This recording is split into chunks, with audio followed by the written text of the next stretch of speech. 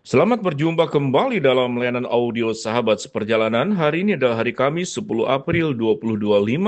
Tema renungan saat teduh kita dengan judul Luar dan Dalam Selaras. Firman Tuhan terambil dalam Roma 2 ayat 21 sampai dengan ke-23.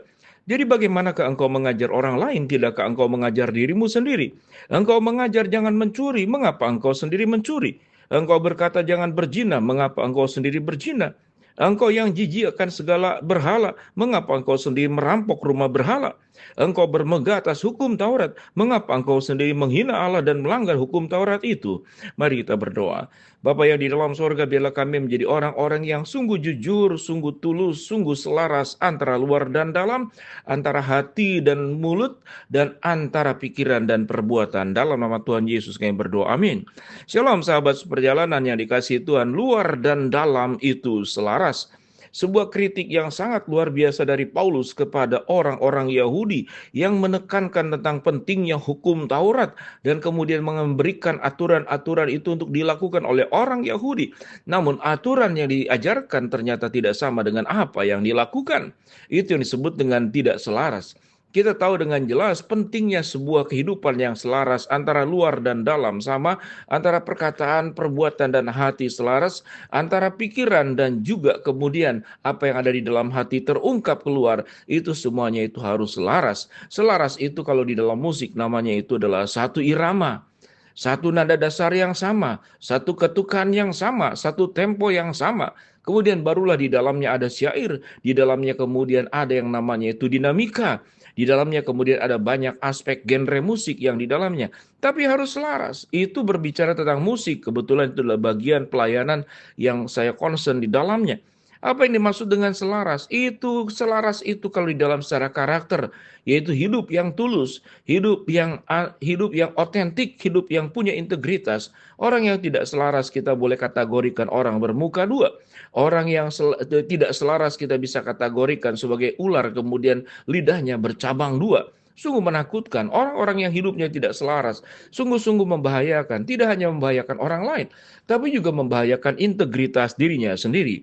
Mari kita baca kembali dari mulai ayat yang ke-17.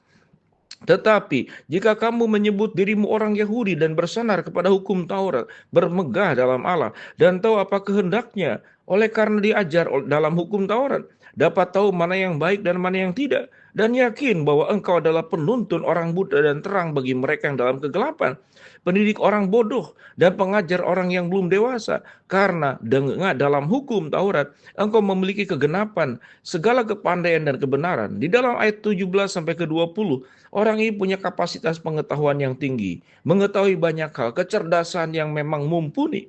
Tetapi ayat 21 dan 23, apa kecerdasan, kemudian kapasitas yang mumpuni dalam secara berpikir, kemampuan di dalam secara IQ.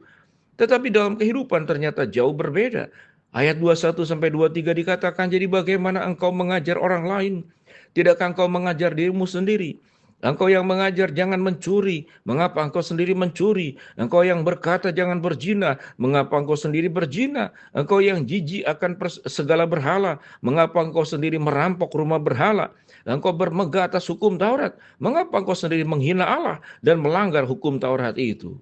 Ke ayat-ayat yang ada, 6 ayat dari ayat 17 sampai ke 23.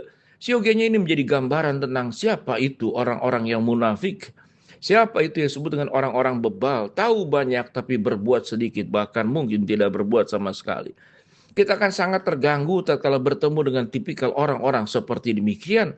Kalau saya tanyakan kepada sahabat seperjalanan, apakah engkau ingat siapa namanya yang masuk dalam kategori orang seperti demikian? Tahu banyak, menasehati banyak, tapi yang dinasehati dan apa yang diketahuinya tidak selaras dengan perbuatan dalam kehidupan sehari-harinya. Sifatnya hanya bisa memerintah, sifatnya hanya bisa mengajar, mendidik orang bodoh yang dikatakan, mengajar orang yang belum dewasa.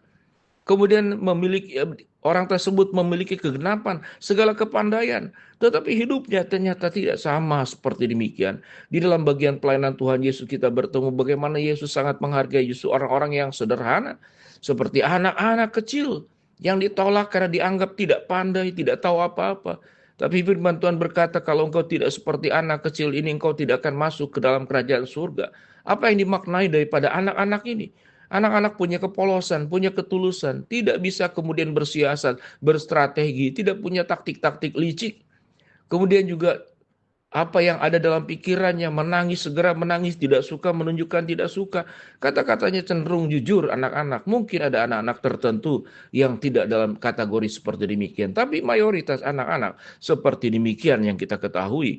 Sahabat seperjalanan, kalau luar dan dalam itu perlu selaras, maka inilah yang disebut dengan integritas. Ini yang disebut dengan karakter yang berkualitas.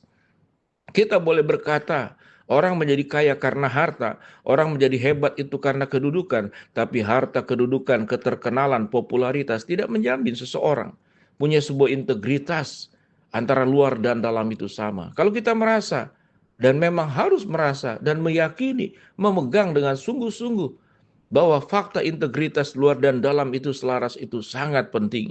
Kita tahu dengan jelas setiap orang yang bekerja, mau ke perusahaan, apalagi negara-negara maju, maka track record, apa yang diperbuat di waktu-waktu sebelumnya, menjadi catatan, selain daripada mungkin titel-titel, gelar-gelar yang dimilikinya, itu tidak menjamin seseorang. Karena gelar itu hanya diselesaikan lewat bangku kuliah. Tapi karakter, komitmen, integritas, itu harus diperjuangkan seumur hidup setiap kita masing-masing. Dari mulai kita mengerti tentang benar dan salah, bagaimana memperjuangkannya, menjalaninya, melakoninya. Dan kita hidup di dalam kebenaran.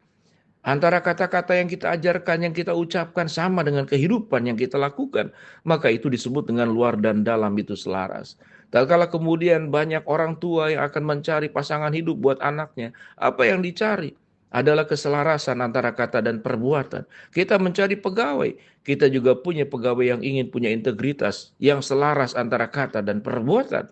Dan kalau kita memiliki rekan kerja, punya sahabat, betapa pentingnya sebuah kesetiaan, ketulusan, kejujuran, kebersihan, keindahan, tidak hanya kata yang diurai dalam kalimat dan syair dan puisi, tapi diurai dalam kehidupan keseharian yang menunjukkan bahwa kita memiliki pribadi yang menjadi pribadi yang luar biasa. Jangan mengajarkan orang tidak boleh mencuri, tapi yang bersangkutan mencuri. Jangan menuduh orang berzina dan tidak boleh berzina, tapi yang bersangkutan berzina. Jangan mengajarkan orang tidak boleh menyembah berhala, tapi dia sendiri merampok rumah berhala, mencari keuntungan dengan berbagai macam cara. Firman Tuhan pada ayat 23 dikatakan engkau bermegah atas hukum Taurat. Tapi mengapa engkau sendiri menghina Allah dan melanggar hukum Taurat itu? Ayat 17 sampai ayat 23 dari Roma pasal 2. Siogianya menjadi sebuah pembelajaran kepada kita. Betapa pentingnya di atas kepandaian, di atas kekayaan, di atas kedudukan, di atas kehebatan kita. Karunia yang kita miliki. Tapi kalau tidak punya karakter yang berintegritas, karakter yang luar dan dalam itu selaras, maka siogianya kita menjadi pribadi yang punya nilai terlalu rendah di hadapan Allah. Dosa itu tidak hanya berbicara tentang sebuah pelanggaran, tidak mengakui katakanlah teologi, tapi dosa tatkala teologi itu tidak dihidupi dalam setiap kehidupan kita secara nyata. Biarlah kita menjadi orang-orang yang luar dan dalam selaras, perkataan dan perbuatan selaras, sehingga kita menjadi orang-orang yang patut dipercayai dan menjadi orang-orang yang dikenan oleh Tuhan. Mari kita berdoa. Bapa dalam surga, terima kasih buat kebenaran firman yang kami pelajari. Hamba-Mu berdoa buat sahabat seperjalanan yang sakit, Tuhan jamah sembuhkan. Sahabat seperjalanan yang sedang menghadapi masalah, Tuhan bukakan jalan. Sahabat seperjalanan yang sedang berdoa mengharapkan sesuatu, Tuhan kabulkan dengan cara dan waktu Tuhan yang terbaik. Dalam nama Tuhan Yesus kami berdoa. Amin.